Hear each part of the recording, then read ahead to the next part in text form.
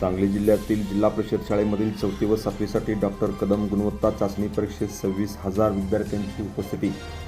सांगली जिल्हा परिषदेच्या शाळेमधील 4थी व 7वीसाठी डॉक्टर पतंगराव कदम गुणवत्ता चाचणी केंद्रावरती परीक्षा उत्साहात पार पडली।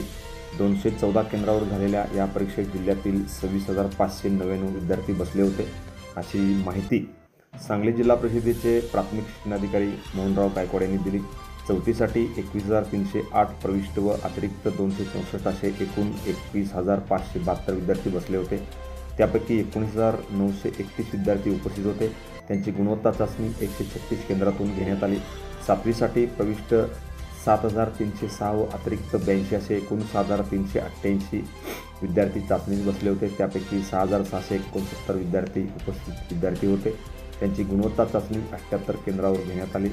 मुख्य कार्यकारी अधिकारी विशाल नरवडे यांच्या मार्गदर्शनाखाली या गुणवत्ता चाचणीला जिल्हा स्तरावरून प्राथमिक शिक्षणाधिकारी मोहनराव गायकवाड, उपशिक्षणाधिकारी नागेश ठोंबरे यांनी कुपवाड व बामनली या परीक्षा केंद्रांना भेटी दिल्या। तसेच जिल्हा स्तरावरून लेखाधिकारी, शिक्षण विस्तार अधिकारी व समग्र शिक्षा अधिकारी कर्मचारी यांनी भेटी दिल्या आहेत।